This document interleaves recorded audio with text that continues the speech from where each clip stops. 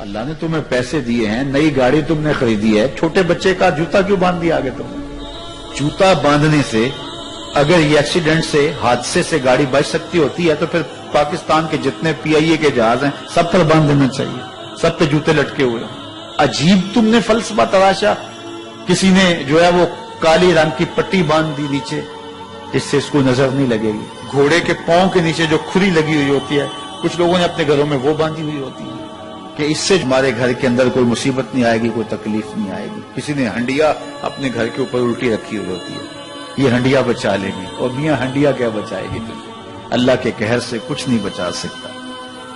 جب تمہارے اوپر کوئی مصیبت نازل ہونی ہے تو کچھ نہیں بچا سکتا۔ اگر بچنا چاہتے ہو تو پھر اللہ سے استغفار کرو، اللہ تعالیٰ کی تسبیح کرو، اللہ کی تحلیل کرو، میرے حضور پہ درود پڑھو، پھر دیکھنا کہ مصیبتیں ٹلتی ہیں یا نہیں ٹلتی۔ تو یہ خام خواہ کے رکیے، اور یہ عامل لوگ جو ہیں ان کا تو کام ہی یہی ہے، ان کا کام چلتا ہے لوگ ذوف الاعتقادی میں مبتلا رہے ہیں، اور یہ کہہ دیتے ہیں کہ آپ کے خاندان میں ایک منحوس عورت ہے، یہ اس کا کیا ہوا ہے، تو کوئی نہ کوئی منحوس تو پہلے ہی انہوں نے طے کر رکھی ہوتی ہے، فوراً ذہن وہاں جا کے لکھ ہو جاتا ہے۔ اس کا نون سے نام شروع ہوتا ہے، اس کا کاف سے نام شروع ہوتا ہے، اس کا جیم سے نام شروع ہوتا ہے، تو پورے خاندان میں کسی کا نام کاف، نون یا جیم سے تو شروع ہوتا ہی ہوگا، یا دوستوں میں، تو فوراً ذہن جو ہے ادھر منتقل ہو گیا۔ اب یہ بابا جی نے بتا دیا ہے، ہاں اس نے یہ بات کی تھی، کچھ باتیں یاد آنے لگی، اس کاف سے شروع ہونے والے نام کے ساتھ نفرت پیدا ہو گئی۔ اس بابے نے نفرت کا کاروبار کیا، اس نے تو 100 روپے 200 روپے لے لیے، لیکن دو انسانوں کے اندر نفرت ڈال دی۔ اس کا گریبان کل قیامت کے دن پکڑا جائے گا۔ ان ملنگوں کے پاس، ان ذوف الاعتقادی کو پھیلانے والوں کے پاس کبھی نہ جاؤ۔ تمہیں مصیبت پڑی ہے، تمہیں لگ رہا ہے کہ شاید میرے اوپر جادو ہے، تو پڑھو نا سورہ بقرہ، جادو جڑ سے اکھڑ جائے گا۔ 40 دن اپنے گھر میں سورہ بقرہ پڑھو، برکت ہوگی۔ کہتے ہیں مولوی صاحب 40 دن تو نہیں پڑھی جا سکتی، 2.5 پارے، ہمیں کوئی تعویذ ہی کرتے ہیں۔ ہم شارٹ کٹ چاہتے ہیں نا، روزانہ صبح 2.5 پارے سورہ بقرہ پڑھے، یہ تو ہم سے نہیں پڑھی جائے گی، تو آپ کوئی تعویذ ہی لکھ دیں۔ کاروبار میں برکت نہیں، میں کہتا ہوں پڑھو نا سورہ واقعہ، 3 رکوع ہیں، برکت ہوگی۔ ہم کہتے ہیں ہمیں تعویذ ملنا چاہیے، بس وہ ہم گلے میں رکھ دیں، بٹوے میں رکھ لیں، پرس میں رکھ لیں، اور ہمارا کام ہو جائے، ہمیں کچھ بھی نہ پڑھنا پڑے، ہمیں وضو تک نہ کرنا پڑے، نماز نہ پڑھنی پڑے، اور برکت ہو جائے۔ ایسے برکت تو نہیں آتی۔ اس لیے چھوڑو ان کی جان، آؤ قرآن مجید پہ آؤ، آؤ سجدوں پہ آؤ، آؤ دعاؤں پہ آؤ۔ سحری کے وقت اس کی رحمتیں آواز دے رہی ہوتی ہیں، حل من مسترزقن، ہے کوئی رزق مانگنے والا؟ اور تم اس وقت سوئے ہوئے سارے دن ٹھوکریں کھاتے ہو۔ آؤ نا اس وقت جھولی پھیلا کے، ہاتھ پھیلا کے کہو مالک تو جھولیاں بھر دے، تو پھر دیکھنا میرا بیٹا سالم مشرکین کی قید میں ہے اور میں فاقوں کی حالت میں ہوں، تو فرمایا آل محمد کے پاس ایک سیر جو ہیں، بس اس کے علاوہ ہمارے پاس بھی کھانے کے لیے دنیاوی اسباب نہیں ہیں۔ کہا صبر کرو اور اللہ سے ڈرو، اور لا حول ولا قوت الا باللہ کثرت کے ساتھ پڑھو۔ یہ ایسا وظیفہ ہے، ایک حدیث پاک میں آتا ہے کہ یہ 99 بیماریوں کا علاج ہے، اس میں سب سے کم درجے کی بیماری ہم اور غم ہے، یہ دکھوں کا مداوع ہے، مشکلات کا علاج ہے، اور یہ وظیفہ میرے حضور نے بتایا۔ حضرت ابو ذر غفاری رضی اللہ تعالیٰ عنہ کو حضور نے 5 چیزیں بتائی تھی، ان میں سے 5ویں چیز یہ تھی کہ ابو ذر کثرت کے ساتھ لا حول ولا قوت الا باللہ پڑھا کرو۔ فرمایا عرش الہی کے نیچے ایک خاص خزانہ ہے، یہ وظیفہ وہاں سے آیا ہے، یہ زندگی میں معمول بنا لو۔ جب پھنس جاؤ، مشکلات میں آ جاؤ، تو لا حول ولا قوت الا باللہ پڑھو، اللہ راستے کھولے گا۔ تو حضور نے 3 چیزیں فرمائی، اللہ سے ڈرو، صبر کرو، اور کثرت کے ساتھ لا حول ولا قوت الا باللہ پڑھو۔ وہ فرماتے ہیں کہ میں یہ عمل شروع کیا، ابھی گھر میں بیٹھا ہی تھا کہ دروازے پہ دستک ہوئی، تو میں اٹھا کہ دروازہ کھولوں دیکھوں کہ کون ہے، تو دروازہ کھولا، دیکھا میرا بیٹا کھڑا ہے اور اس کے پیچھے 100 اونٹ کھڑے ہیں۔ تو میں نے کہا کہ تم اور یہ اونٹ؟ کہا مجھے موقع لگ گیا، میں ان کی قید سے بھاگ آیا، وَيَرْزُقْهُ مِنْ حَيْثُ لَا يَحْتَسِبُ، وہ تمہیں وہاں سے رزق دے گا جہاں سے تمہیں گمان بھی نہیں۔ اس کے ہو کے تو دیکھو، اللہ اکبر، اللہ کے ہو جاؤ تو پھر وہ تمہاری ضرورتوں کا کفیل ہو جائے۔ فرمایا حضرت عبداللہ ابن مسعود رضی اللہ تعالیٰ عنہ نے کہ کسی شخص کو فقر و فاقہ آ جائے تو وہ لوگوں کو بتائے کہ میں آج کل بڑے مشکل حالات میں ہوں، ہر وقت لوگوں کو بتاتا رہے تو اس کی مشکل بڑھے گی، اس کی مشکلیں آسان نہیں ہوں گی اس طرح۔ اور اگر وہ اپنی اس مشکل کو کسی سے شیئر نہ کرے بلکہ مصلی بچھا کے اپنے رب سے کہے کہ مالک فقر و فاقہ آ گیا ہے اور اس کا علاج تیرے پاس ہے، اس مرض کا مداوع تیرے پاس ہے۔ حضرت عبداللہ ابن مسعود فرماتے ہیں کہ رسول کریم نے فرمایا جلد یا بدیر اللہ اس کو مالا مال فرما دے۔ یہ بھی کبھی کر کے دیکھو، مشکل آ جائے، فاقہ آ جائے۔ اور قرآن مجید کا دل سورہ یاسین ہے، جس نے ایک مرتبہ سورہ یاسین کی تلاوت کی اللہ 10 مرتبہ قرآن پڑھنے کا ثواب عطا کرے۔ اور کتنا بڑا اجر ہے، آپ ایک سال میں بھی شاید 10 قرآن مجید نہ ختم کر سکے اور سورہ یاسین پڑھیں تو 10 مرتبہ قرآن مجید پڑھنے کا ثواب نصیب ہوگا۔ تو اپنی صبح کا آغاز سورہ یاسین سے کیا کریں، نماز فجر کے بعد اشراق تک سورہ یاسین پڑھ لیا کریں۔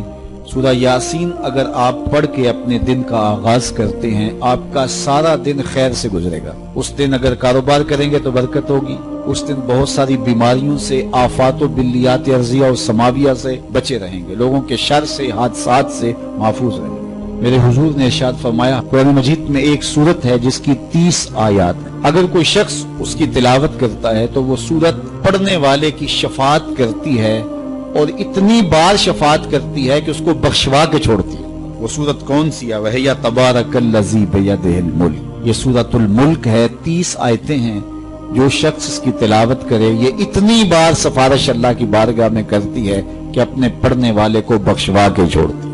تو اپنے دن کا آغاز سورہ یاسین سے کریں اور اپنی شب کا آغاز سورہ ملک سے کریں۔ سونے سے پہلے سورہ ملک کی تلاوت ضرور کر لیں، انشاءاللہ اس سے رات برکت سے گزرے گی۔ جس نے ایک دن میں 100 مرتبہ سبحان اللہ و بحمدہ پڑھا، کتنی مرتبہ؟ 100 مرتبہ کیا پڑھا؟ سبحان اللہ و بحمدہ، فرمایا کہ اس کے گناہ سمندر کی جھاگ کے برابر بھی ہوں تو اللہ معاف فرما دے گا۔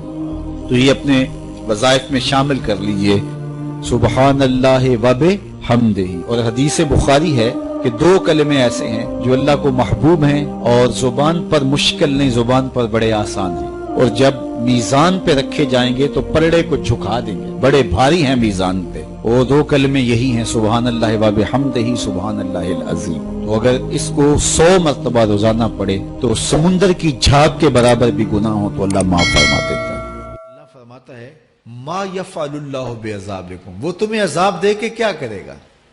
ذرا لہجہ دیکھیے، ذرا انداز، ما یفعل اللہ بعذابکم، وہ تمہیں عذاب دے کے کیا کرے گا؟ تم اس کی مخلوق کو اپنے دستے قدرت سے اس نے تمہیں بنایا ہے، تو وہ تمہیں عذاب دے کے کیا کرے گا؟ اس کی ضرورت نہیں ہے کہ تمہیں عذاب دے، نہ اس کی چاہت ہے کہ تمہیں عذاب دے، کوئی خود چھلانگے لگائے تو اس کی مرضی۔ فرمایا کہ ما یفعل اللہ بعذابکم، وہ تمہیں عذاب دے کے کیا کرے گا؟ ان شکرتم وآمنتم، اگر تم شکر ادا کرو اور ایمان لاؤ تو وہ تو قدردان ہے جو کوئی اس کا شکر کرتا ہے اور جو اس پر ایمان لاتا ہے۔ تو اللہ اس کے لیے عذاب نہیں رکھا، اس کے لیے رحمتیں رکھی ہوئی ہیں۔ تمہیں دستے قدرت سے بنایا ہے اور وہ تمہیں خوش دیکھنا چاہتا ہے، تمہیں خوشحال دیکھنا چاہتا ہے، تمہیں سرشار دیکھنا چاہتا ہے، تمہیں نہال دیکھنا چاہتا ہے، تمہاری زندگی کو خوشگوار دیکھنا چاہتا ہے۔ تم نے اپنے آپ کو خود اپنے اعمال کی وجہ سے مصیبتوں میں ڈالا ہے، تو کہا شکر کرنے کی عادت ڈال لو، دیکھنا پھر اللہ تعالیٰ جل شانہ کی رحمتیں تمہارے اوپر کس طرح اترتی ہیں، اس کی نوازشیں تمہارے اوپر کیسے برستی ہیں۔ توکل اگر ہم سیکھ جائیں تو توکل ایک ایسی دولت ہے کہ جو خوشحال زندگی کی ضمانت بنتی۔ جب ہم اللہ پر توکل نہیں کرتے اور ہم سمجھتے ہیں یہ سب کچھ ہماری محنت کا نتیجہ ہی ہوگا، اور نتیجہ جب نہیں آتا تو پھر ہم بے چین مضطرب ہو جاتے ہیں۔ اور جب ہم اس پہ توکل کر لیں تو پھر ہمارا صرف اتنا ہی کام ہے کہ میاں ہم یہ کام کر رہے ہیں، بس یہ حکم، ہم بیج بو رہے ہیں، بس یہ حکم ہے اور بو رہے ہیں۔ باقی اس پہ بھروسہ ہے، یہ کام اس کا ہے کہ اس نے اس کو اگانا ہے، اس کے اوپر پھل لگانے ہیں. تو جب اس پہ توکل ہو جائے تو بندہ سوکھا رہتا ہے، ورنہ بندہ مشکل میں مبتلا ہو جاتا ہے. بسا اوقات ایسا ہوتا ہے کہ بندہ ایک منصوبہ تیار کرتا ہے، اس کا عملی نتیجہ اس کو سامنے نظر آ رہا ہوتا ہے، لیکن نتیجہ بالکل الٹ جاتا ہے. سید علی المرتضیٰ فرماتے ہیں میں نے اپنے ارادوں کی شکست سے ہی اپنے رب کو پہچانا ہے، کہ میں ایک منصوبہ تراشتا ہوں کہ یہ اور یوں ہوگا اور وہ ہونا چاہیے، لیکن نتیجہ وہ نہیں آتا، تو کوئی طاقت ہے اس کا جو نتیجہ بدل دیتی ہے. تو بندہ اس طاقت پہ یقین کرتے، اس پہ توکل کر کے جو ہے وہ اس پہ بھروسہ کر لے تو زندگی سوکھی ہو جاتی ہے. مغرب میں جو اللہ پر یقین نہیں رکھتے وہ خودکشی کر لیتے ہیں کہ یہ کیوں ہو گیا، ایسا نہیں ہونا چاہیے تھا. لیکن ہم خودکشی اس لیے نہیں کرتے، ہم کہتے ہیں میرا رب جس طرح چاہے اس طرح ہی ہوتا ہے، جو اس نے طے کیا ہوا ہے وہ کر کے رہتا ہے. اس لیے تم اس پہ توکل کر لو اور اس پہ بھروسہ کرو. حضور علیہ الصلوۃ والسلام نے فرمایا لو انکم توکلون علی اللہ حق توکلہ، اللہ پر توکل کرنے کا جو حق ہے اگر تم وہ ادا کر دے تو فرمایا اللہ تمہیں ایسے رزق عطا کرے جیسے پرندوں کو عطا کرتا ہے. ہمارا تو کاروبار ہے، یہ فیکٹری ہے، یہ دکان ہے، یہ ہماری نوکری ہے، ہم نے یہاں سے کمائی کرنی ہے. پرندوں کا کوئی کاروبار نہیں ہوتا، کوئی نوکری نہیں ہوتی، کوئی ٹھیا، کوئی اڈا نہیں ہوتا جہاں جا کے انہوں نے رزق کے لیے کوئی آغاز کرنا ہوتا ہے. بلکہ حضور نے فرمایا تغدو خماسا وتروح بطانا، جب وہ صبح گھر سے نکلتے ہیں تو خالی پیٹ نکلتے ہیں اور انہیں کوئی اپنی منزل کا تعین نہیں ہوتا، جدھر خیال آیا اڑ گئے ادھر. لیکن کبھی ایسا نہیں ہوا کہ شام کو خالی پیٹ واپس آئے ہوں، کہا وہ پیٹ بھر کے آتے ہیں. باہو بولے بن توکل پنچھی اڑ دے، خرچ نہ پلے زیرا ہو. جب گھر سے اڑتے ہیں تو ان کے پلے نہ کوئی خرچ ہوتا ہے، نہ راس المال ہوتا ہے، نہ کوئی اوزار ہوتے ہیں، نہ کوئی ہتھیار ہوتے ہیں، کچھ بھی نہیں ہوتا، یوں ہی گھر سے نکلتے ہیں، کبھی بھی خالی پیٹ نہیں آئے. فرمایا اگر اللہ پہ پرندے توکل کر لیں تو اللہ اسے بھی عطا کرتا ہے، تم توکل کرو گے تو تمہیں عطا نہیں کرے گا.